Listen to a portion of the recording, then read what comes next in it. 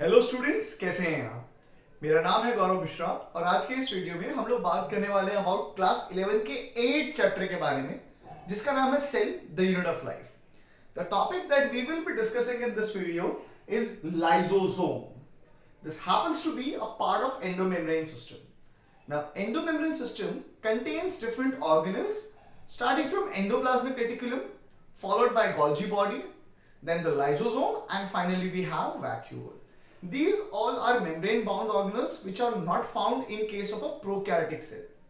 Chalo. So now let us start to discuss about the lysosome.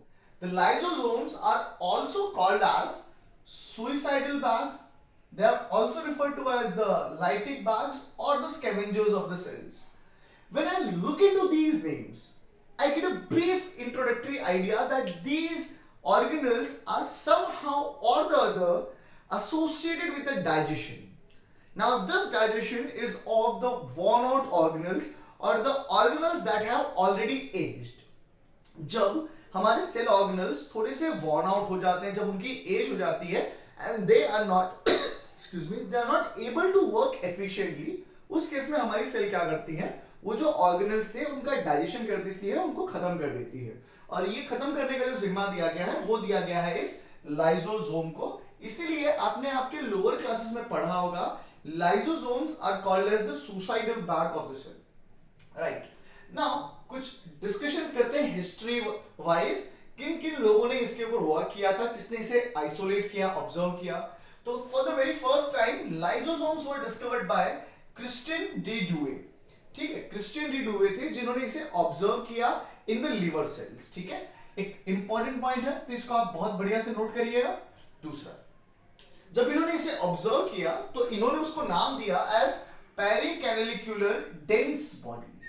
ठीक है, पेरिकैनेलिक्युलर dense body करके इसे नाम दिया क्योंकि जब इन्हें ऑब्जर्व किया तो आजू बाजू के एरिया के मुकाबले ये थोड़ा सा थिक लग रहा था, थोड़ा सा डेंस लग रहा था।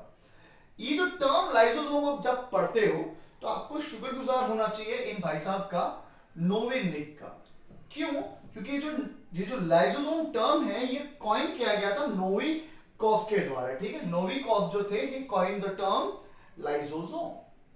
What is lysosome then? तो lysosome is a tiny spheroid, या तो छोटा सा गोलाकार कुछ बॉडी रहेगी या तो ये इरेगुलर शेप होगा, और ये है एक मेम्ब्रेन बाउंड वेसिकल। ठीक है, मैंने आपको एकदम स्टार्टिंग में बताया कि लाइसोसोम जो है वो एंडोमेम्ब्रेन सिस्टम का पार्ट है और ये फॉर्म करता है वेसिकल इसके पास है और मेम्ब्रेन पजेस करता है, इसलिए मेम्ब्रेन बाउंड ऑर्गेनल होता है। फिर ये ओरिजिनेट करता है फ्रॉम गोल्जी बॉडी, जिसको ढूंढा गया था कैमिलो गोल्जी के द्वारा। ठीक है, inside these lysosome you will be able to find hydrolytic enzyme, you will be able to find hydrolytic enzymes। ऐसे एंजाइम्स मिलेंगे जिनका नेचर हाइड्रोलाइटिक होता है, पानी की मदद से चीजों को तोड़ने पाएंगे हम। कौन कौन से एंजाइम मिलेंगे आपको? आपको मिलेंगे प्रोटीएज एंजाइम जो एक्ट करेंगे प्रोटीन के ऊपर और अमाइनो एसिड फॉर्म करेंगे। आपको मिलेंगे लाइपेज जो एक्ट करेंगे लिपिड के ऊपर, फैटी एसिड और ग्लिसरॉल दे देंगे। आपको कार्बोहाइड्रेट्स मिलेंगे जो कार्बोहाइड्रेट का ब्रेक डाउन करेंगे और अल्टीमेटली आपको ग्लूकोज निकाल करके देंगे। And finally you have the nucleases which will act on the nucleic acid, that is DNA and the RNA.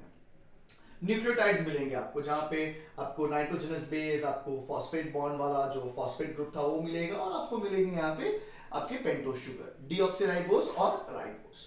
चलिए, अब मैं अगर इसके स्ट्रक्चर का थोड़ा सा समझाने जाऊं आपको, तो ये जो मैंने यहाँ पे बनाया है ये पूरा एक एंडोमेम्ब्रेन सिस्टम है जो एसोसिएट किए हुए है अपने आप को न्यूक्लियस के साथ में। ठीक है, न्यूक्लियस के अंदर होता है ट्रांसक्रिप्शन, जहां पे बनते हैं एमआरएनए। वो एमआरएनए पहुंचते हैं इस एंडोप्लाज्मिक रेटिकुलम के पास।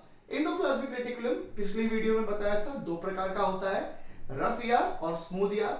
आप देख पाएंगे इस पर्टिकुलर ईआर के साथ में छोटे छोटे कुछ पार्टिकल्स एसोसिएटेड हैं, उन्हें कहा जाएगा राइबोसोम्स। और जब ये राइबोसोम ईआर के साथ में एसोसिएटेड हो जाते हैं तो वो फॉर्म करते हैं रफ ईआर।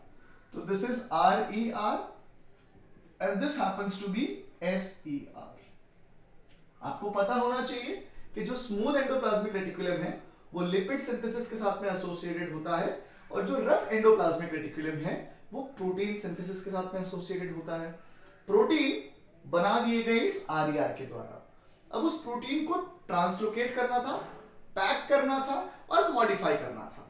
तो वो इन सब प्रोसेसेस के लिए, मॉडिफिकेशन के लिए, पैकेजिंग के लिए और ट्रांसपोर्टेशन के लिए पहुंचता है इस ट्यूबुलर स्ट्रक्चर में, सिस्टर्न के अंदर। इसे आप बोलोगे वेसिकल के रूप में बाहर निकलेगा। तो ये जो ऑर्गेनल है बेटा, ये है आपका गोल्जी बॉडी, जो फिर एक मेम्ब्रेन बाउंड ऑर्गेनल है।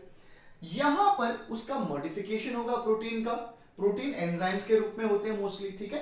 तो ये एंजाइम्स का मॉडिफिकेशन होगा, पैकेजिंग की जाएगी। क्यों पैकेजिंग की जाएगी? क्योंकि उसका ट्रांसपोर्टेशन करना है। अब ये ट्रांसपोर्टेशन इंट्रासेलुलर भी हो सकता था, मतलब सेल के अंदर भी हो सकता था, और एक्स्ट्रा सेलुलर भी हो सकता था, मतलब सेल के बाहर भी हो सकता था। नाउ जब ये पैक कर दिया जाएगा, तो ये पैक किया जाएगा इनटू दीज वेसिकल्स, ठीक है। तो उन्हीं में से बहुत सारे वेसिकल्स फॉर्म होंगे। उनमें से कुछ वेसिकल्स होते हैं जिनके अंदर एंजाइम्स पैक कर दिए जाते हैं, और वो जो वेसिकल हैं बच्चों, स्टूडेंट्स, उन वेसिकल्स को हमने बोलना है lysosome. So what you see in here is a typical structure of a lysosome. Lysosome के अंदर, जैसे मैंने आपको बताया, ये अलग अलग प्रकार के एंजाइम्स देखने मिलेंगे students, and all these enzymes that you will find inside the lysosome are inactive, ठीक है। pretty much like the enzymes that we find in our stomach, they are inactive, but the enzymes of our stomach become active under what type of pH? The acidic one or the alkaline, the basic one? They become active only in the acidic environment. Similarly, the enzymes, these four enzymes, the enzymes of the lysosomes which are inactive for time being, becomes active at acidic pH. मतलब आप इसे 7 से नीचे का pH provide करिएगा तो ये active होंगे और धूम धड़ाका मचाना चालू कर देंगे, ठीक है। तो आप देखिए ये जो मेम्ब्रेन है इसकी, इस मेम्ब्रेन में एक टिपिकल लिपिड लेयर आपको देखने मिलता है।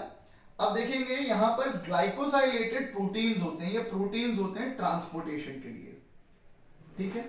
ग्लाइकोसाइलेटेड है, इनका ग्लाइकोलाइजेशन हो चुका है, ठीक है। तो ग्लाइकोसाइलेटेड है ये। इसके अंदर आपको एंजाइम्स देखने मिलेंगे पैक किए हुए, ठीक है। इसकी मेम्ब्रेन में आप देख पाएंगे कुछ स्टेबिलाइजर्स होते हैं। The membrane of the lysosome contains stabilizers which are in the form of cortisol, chloroquine and cholesterol. सवाल आना चाहिए कि सर कोलेस्ट्रॉल है, क्लोरोक्वीन है और फिर आपके पास में कॉर्टिसोन है, स्टेबिलाइजर्स क्यों है सर? बच्चों स्टेबिलाइजर्स इसलिए डाले गए हैं ताकि ये जो मेम्ब्रेन फॉर्म हुई है वो अपने आप को इंटीग्रेट रख सके, अपने आप को स्टेबल रख सके, अपने आप को फिक्स रख सके। ऐसा ना हो कि कहीं ये मेम्ब्रेन रप्चर कर जाए, कहीं ये एंजाइम अपने ही आप को ऑटो डाइजेस्ट ना करने लग जाए। तो उससे बचाने के लिए हम देखते हैं यहां पर हमारे पास स्टेबिलाइजर्स होते हैं, बेसिकली मेम्ब्रेन को बर्स्ट होने से बचाते हैं, ठीक है। हमने देखा लाइसोसोम की जो बात कर रहा हूं वो एनिमल के रिस्पेक्ट में बात कर रहा हूं।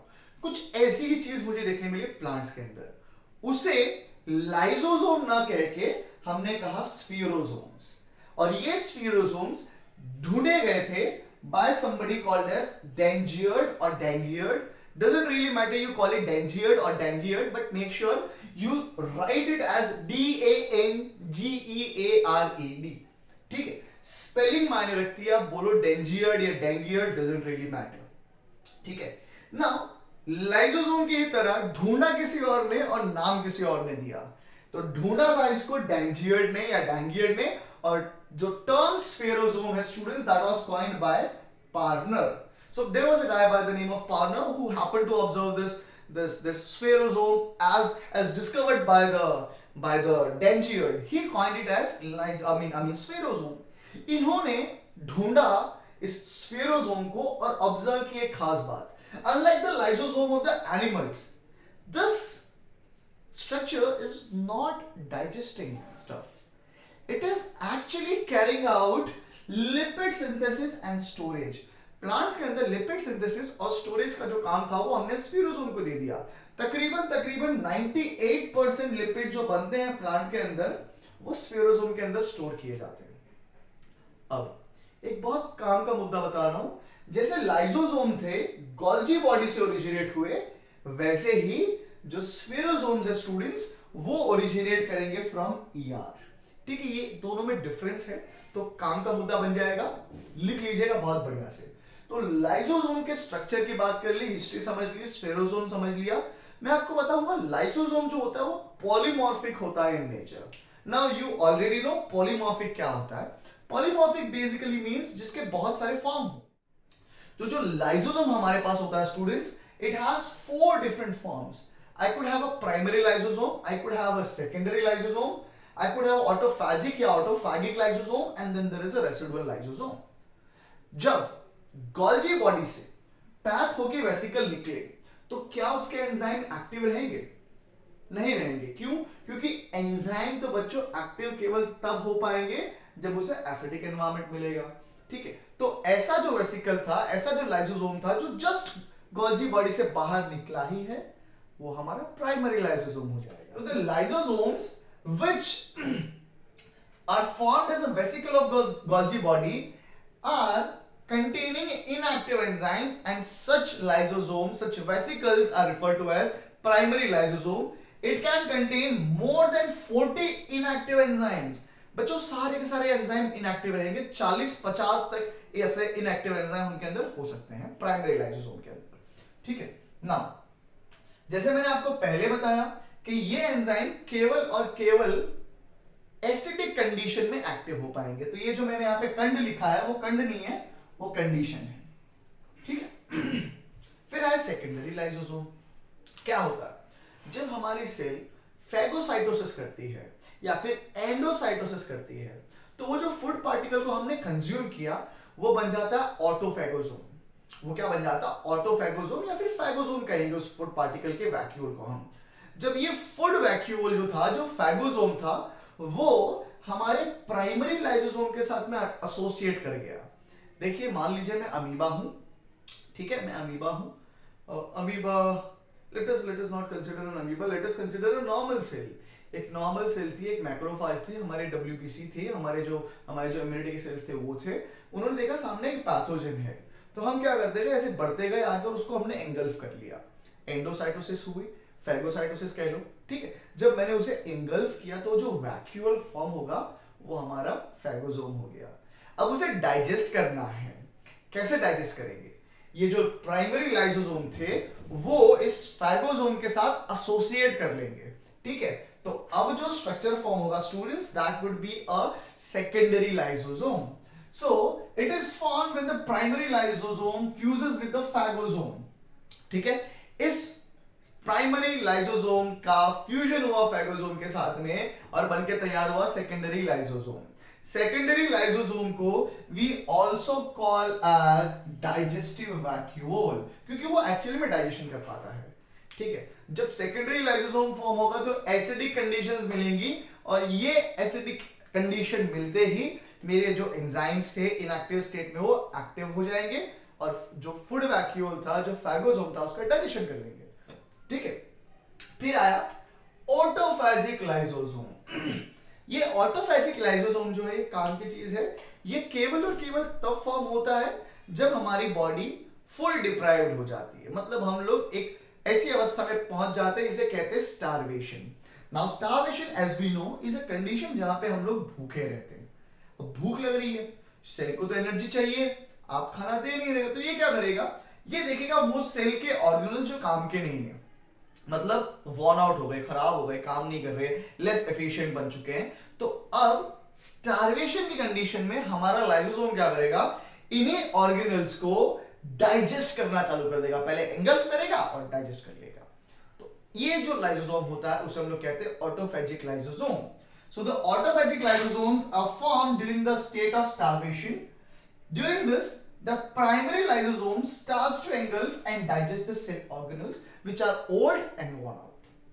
Right now, क्या सारा का सारा फूड वैक्यूल जो फॉर्म हुआ था, फैगोसोम फॉर्म हुआ था, वो कंज्यूम कर लिया जाता है इस लाइसोसोम के द्वारा, लाइसोसोम के एंजाइम्स के द्वारा? जवाब होना चाहिए नहीं, जवाब होना चाहिए नहीं। तो वो जो बचा हुआ पार्टिकल था, वो जो लेफ्ट ओवर था, जो अनडाइजेस्टेड रह गया, वो कंस्टिट्यूट करेगा हमारा residual lysosome students. So the secondary lysosome and the autophagic lysosome which contains the undigested material, dear students, is referred to as the residual lysosome. And this leftover stuff, are we going to keep it in our cell? वो जो कचरा बचा हुआ है undigested material के रूप में, क्या मैं उसे अपने सेल के अंदर रख के रखूंगा, भरा हुआ रख के रखूंगा? नहीं. क्या करेंगे? We will excrete it out, we will throw it out. अब ऐसा तो है नहीं हाथ मार के फेंक दोगे बाहर. उसे निकाला जाएगा एक प्रोसेस के द्वारा जिसे कहते हैं एक्सोसाइटोसिस. जैसे खाने को अंदर लेने की प्रोसेस को कहते हैं एंडोसाइटोसिस, वैसे ही उसे वेस्ट को, अनडाइजेस्टेड सब्सटेंस को बाहर निकालने के प्रोसेस को कहा जाता है exocytosis. Right. So I hope ये जो पॉलीमॉर्फिज्म थे, जो अलग अलग फॉर्म थे लाइसोसोम के, वो आपको समझ में आ गए होंगे. अब हम पहुंचते हैं हमारे वीडियो के लास्ट हिस्से में, जिसका नाम है फंक्शंस. लाइसोसोम, अगर आपने आपके एनसीईआरटी में पढ़ा तो मुश्किल से 6, 7, 8 लाइन दी हुई है, जो बहुत ज्यादा काम की नहीं है. जो बताया जा रहा है यहां पर आपको, वो क्या है, आपके जो पास्ट के जो कॉम्पिटिटिव एग्जाम के पेपर है उसको एनालाइज किया गया है, और उसके बेसिस पर आपको जो भी इंफॉर्मेशन यहाँ पे बताई जा रही है वो उसके बेसिस पर है. ठीक है. तो उम्मीद करते हैं कि आप इनका नोट्स बनाते जाइएगा और या पढ़िएगा. Basically coming to the function, lysosome serves different functions, it serves different purpose, जिसमें सबसे पहला है डाइजेशन. सबसे पहला जो है वो है cellular digestion. Now as the name suggest, cellular digestion, cells का डाइजेशन करता है ये, और ये दो प्रकार से किया जाता है. एक होता है एक्स्ट्रा सेल्यूलर डाइजेशन और एक होता है intra cellular digestion. Extra cellular नाम से ही समझ में आता है कि सेल के बाहर चीजों को डाइजेस्ट किया जा रहा है. इंट्रा सेल्यूलर मतलब सेल के अंदर डाइजेस्ट किया जाता है चीजों को. हमारे पास हमारी बोन जो होती है, ये जो हमारी बोन्स होती हैं, उनके अंदर दो प्रकार के सेल्स होते हैं. एक बोन फॉर्मिंग होता है और एक बोन डिग्रेडिंग होता है. तो जो बोन डिग्रेडिंग होता है उसे हम लोग कहते हैं ऑस्टियोक्लास्ट. जो बोन फॉर्मिंग होता है उसे बोलते हैं ऑस्टियोब्लास्ट. ये जो ऑस्टियोक्लास्ट होता है ये क्या करता है, it dissolves the unwanted part of the bones. जब हम उम्र होती है हमारी, तो हमारे बोन्स के अंदर बहुत सारे अनवांटेड चीजें फॉर्म होती है, जिसे हम लोग क्या करते हैं, हमारे ऑस्टियोक्लास्ट डिसॉल्व करने लगते हैं. और ये एक एग्जांपल है एक्स्ट्रा सेल्यूलर डाइजेशन का. ऐसा ही कुछ आपने पढ़ा था जब आपने बायोलॉजिकल क्लासिफिकेशन में सेकंड चैप्टर में फंजाई की बात की.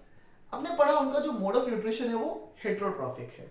उसमें भी वो लोग सेप्रोफाइटिक मोड ऑफ न्यूट्रिशन आपको शो करते हैं. वो कौन सा न्यूट्रिशन है बेटा, एक्स्ट्रा सेल्यूलर है. कंज्यूम नहीं कर रहे हैं ना, वो डाइजेशन बॉडी के बाहर ही होता है और उसे साफ के रूप में अंदर क्या करते हैं, साफ के रूप में अंदर ले लिया जाता है, टेकअप कर लिया जाता है. उसी तरीके से होता है इंट्रासेल्यूलर डाइजेशन. इंट्रासेल्यूलर डाइजेशन मतलब सेल के अंदर किया जाएगा डाइजेशन, और ये फिर से दो प्रकार का होता है. एक होता है ऑटोफैजी और दूसरा होता है हेटेरोफैजी. ऑटोफैजी का मतलब क्या होता है, ऑटोफैजी का मतलब जैसे मैंने यहां पर आपको ऑटोफैजिक लाइसोसोम के बारे में बताया, वही चीज. जब हमारी सेल हम सब्जेक्ट करेंगे स्टार्वेशन के अंदर, तो हम देखेंगे जो वॉर्न आउट ऑर्गेनल्स थे और जो एजेड ऑर्गेनल्स थे जिनकी एफिशिएंसी थोड़ी कम हो गई थी, उसे डाइजेस्ट कर लिया जाएगा. वो बनेगा part of autophagy digestion, which is a sub part of intracellular digestion. अगर डाइजेशन किया जाता हो किसी ऐसे सब्सटेंस का जो एंडोसाइटोसिस के द्वारा बॉडी के अंदर आया हो, वो पार्ट होता है हेटेरोफैजी का. जो बाहर से आया हुआ हेटेरो दूसरा है, पराया है, जो अंदर ही अंदर कर रहा है, हमारे ही घर में नुकसान कर रहा है, जिस थाली में खा रहा है उसी में छेद कर रहा है, ऑटोफैजी. दूसरे के घर में जाके छेद कर रहे हो, हेटेरोफैजी. दोनों में बेहतर कौन सा होता है, हेटेरो बेहतर होता है, पर करना नहीं चाहिए, बुरी बात है. सेकंड आता है क्राइनोफैजी. बच्चों ये क्राइनोफैजी बहुत काम की चीज है. आप लोग आगे जाकर के आपके 22nd चैप्टर में, मेरे ख्याल से वो तो सीबीएसई ने रिमूव कर दिया है, आप पढ़िएगा वहां पे थायराइड ग्लैंड के द्वारा एक टॉपिक पढ़िएगा जिसका नाम है थायराइड ग्लैंड. तो होता ऐसा है, आपकी बॉडी के अंदर बनते हैं हार्मोन्स. नाउ दीस हार्मोन्स जिनकी मैं बात कर रहा हूं, मोस्टली ये इनएक्टिव फॉर्म में होते हैं, बड़े कॉम्प्लेक्स होते हैं. अब ये कॉम्प्लेक्स चीज थी और इनएक्टिव थी, तो ये हमारे लिए बहुत ज्यादा यूजफुल नहीं होती है, प्रोडक्टिव नहीं होती है. तो हमें क्या करना पड़ता है, हमें इस कॉम्प्लेक्स इनएक्टिव सब्सटेंस को कन्वर्ट करना पड़ता है into simple and active form. तो crinophagy is basically the conversion of complex and inactive hormones into the simple and the active form. इसका एक एग्जांपल मैं आपको समझाऊंगा। हमारी यहां पर गर्दन में इस जगह पर एक ग्लैंड होती है जिसको बोलते हैं थायराइड ग्लैंड, जिसके द्वारा एक हार्मोन बनाया जाता है जिसे कहा जाता है थायरोक्सिन, मेटाबॉलिज्म में हेल्पफुल होता है। This thyroid gland contain follicles, उनके अंदर होते हैं फॉलिकल्स, ठीक है। उस फॉलिकल के अंदर एक स्ट्रक्चर देखने मिलता है जिसे कहा जाता है थायरोग्लोबुलिन। इस थायरोग्लोबुलिन, देखो ये आपके फॉलिकल्स हो गए, ऐसे फॉलिकल्स हो गए। इस फॉलिकल के अंदर मैं जूम कर दूं तो ये थायरोग्लोबुलिन हो गया। इस थायरोग्लोबुलिन के अंदर आप देखेंगे कि आपका जो हार्मोन है थायरोक्सिन वो भरा हुआ है ना। ये थायरोक्सिन तो इस पैकेट के अंदर भरा हुआ और आप चाहते हो कि इस थायरोक्सिन को बाहर निकाला जाए, तो कैसे निकलेगा? जब ये जो मेम्ब्रेन थी वो रप्चर करी जाएगी। मेम्ब्रेन कैसे रप्चर करेंगे? उसके लिए एक एंजाइम होता है जिसका नाम है लाइसोसोमल प्रोटीएज। मेम्ब्रेन के ऊपर प्रोटीन्स होते हैं, उस प्रोटीन को एक्ट करवाया जाएगा प्रोटीएज पर। प्रोटीएज एंजाइम वो एक्ट करेगा हमारी इस मेम्ब्रेन पे थायरोग्लोबुलिन की, और उसके अंदर रहा हुआ जो थायरोक्सिन था वो बाहर रिलीज करवा दिया जाएगा। तो crinophagy again an important point, which is the conversion of the complex and the inactive hormone into the simpler and the active form. This is carried out by the lysosome. Third is it helps in defense mechanism. It helps in defense. Defence हमारे शरीर में, defence का मतलब नहीं है Hindustan China, Hindustan Pakistan के साथ युद्ध हो रहा है तो हम लोग हमारे लाइसोसोम जो है वहां पे जाके लड़ाई करने बैठ जाएंगे, वैसे वाले डिफेंस की बात नहीं हो रही है। That was on the lighter note, ठीक है। बहुत बहुत बहुत ही गंदा सा पीजे था, बट थोड़ा सा हंस देना, अच्छा लगेगा देख करके आपको। सो डिफेंस की जब मैं बात करता हूं, बेसिकली मैं आपको समझाना चाह रहा हूं कि डिफेंस हमारी बॉडी की इम्यूनिटी के रिस्पेक्ट में बात करी जा रही है, और हमारे पास बहुत सारे मैक्रोफेजेस होते हैं, बहुत सारे डब्ल्यूबीसी होते हैं जो डिफेंस के साथ एसोसिएटेड हैं। उनके अंदर लाइसोसोम का प्रमाण बहुत ज्यादा होता है, तो abundant in leucocyte for defence against microbes, defence में भी यूजफुल है। और lastly they are secretory in nature. Secretory का मतलब क्या होता है? ये कुछ चीजें सिक्रीट करती है, रिलीज करती हैं। तो आप देखिए आपके पास दो प्रकार के इम्यूनिटी के सेल्स हैं, एक आपके पास टी लिम्फोसाइट है और आपके पास नेचुरल किलर सेल है एनके सेल। दोनों ही अलग अलग सब्सटेंसेस प्रोड्यूस करते हैं, जैसे कि टी लिम्फोसाइट है वो परफोरिन प्रोड्यूस करता है, और नेचुरल किलर सेल जो है वो प्रोड्यूस करता है ग्रैंजाइम। देखिए अगर आप 11th में हैं तब भी ये वीडियो आपके लिए काम का है, अगर आप बीएससी में हैं तब भी आपके लिए काम का है, तो डजंट रियली मैटर। 9th वालों के लिए थोड़ा ज्यादा कंटेंट है तो प्लीज आप चाहे तो आप स्किप कर दीजिएगा, बट 11th और बीएससी वालों के लिए काम का वीडियो है तो प्लीज आप इसे पूरा देखने का प्रयास करें। खत्म ही हो गया फिर video, right? So basically the T lymphocyte and the natural killer cell produces perforin and granzyme. What do these do? Perforin, as the name suggests, क्या करता है? अगर कोई सेल ट्यूमर वाला हो, कैंसर कॉजिंग सेल हो, या फिर अगर कोई सेल जिसके ऊपर वायरस का इंफेक्शन हो चुका है, दोनों ही हमारे शरीर के लिए घातक हैं, और इन घातक सेल्स का सर्वनाश किया जाएगा परफोरिन के द्वारा। ये मेम्ब्रेन के ऊपर पोर कर देंगे, जिसके वजह से वो सेल जो थी उसकी डेथ हो जाएगी। ये प्रोड्यूस किया था टी लिम्फोसाइट ने। अगर मैं नेचुरल किलर सेल की बात करता हूं जिसने प्रोड्यूस किया था ग्रैंजाइम, ये क्या करता था? ये एक सिराइन प्रोटीएज है। प्रोटीन मतलब हमारे जो एंजाइम होते हैं उनकी अलग अलग कैटेगरी होती है, जिसमें से जो ग्रैंजाइम है वो फॉल करता है सेराइन प्रोटीएज में। ये हमारे सेल्स को नेचुरल किलिंग, जिसको हम बोलते हैं नेचुरल डेथ, एपोप्टोसिस करने में मदद करता है। उसके अलावा आप देखिएगा कि आपके और आपके दोस्त में, आपके घर वालों के कॉम्प्लेक्शन में फर्क होगा। हमारे अंदर कुछ स्पेशलाइज्ड सेल्स होती है जिनका नाम है मेलेनोसाइट्स, जिनके अंदर एक पिगमेंट होता है मेलेनिन। मेलेनोसाइट्स एक पिगमेंट प्रोड्यूस करती है जिनका नाम है मेलेनिन, और ये मेलेनिन सिक्रीट करवाने में भी हमारे जो लाइसोसोम है उसका बहुत बड़ा योगदान होता है। सिमिलरली हमारे पास आते हैं मास्ट सेल। मास्ट सेल आपको पता होगा, आपने 7th चैप्टर पढ़ा है अगर, तो आपको पता होगा आपके जो कनेक्टिव टिश्यूज होते हैं उनके अंदर अलग अलग प्रकार के सेल्स होते हैं, जिसमें से एक है मास्ट सेल। Mast cell जो students, it is producing a stuff called as serotonin. Now serotonin जो है वो है एक न्यूरोट्रांसमीटर की तरह बिहेव करता हुआ. It is a anti-inflammatory agent. It is a soothing hormone. ये relaxing hormone है. ठीक है. तो ये सब जो फंक्शन है बच्चों, ये सब परफॉर्म किए गए किसके द्वारा? हमारे लाइसोसोम के द्वारा, जो कि का पार्ट है हमारे एंडोमेम्ब्रेन सिस्टम का. तो उम्मीद कर रहा हूं ये जो मैंने बताने की आपको कोशिश की है, समझाने की कोशिश की है, वो आपको समझ में आया होगा. अगर आप आखिर तक इस वीडियो को देखे हैं तो मैं उम्मीद करता हूं आपने इस वीडियो की नोट भी बहुत बढ़िया तरीके से बनाई होगी.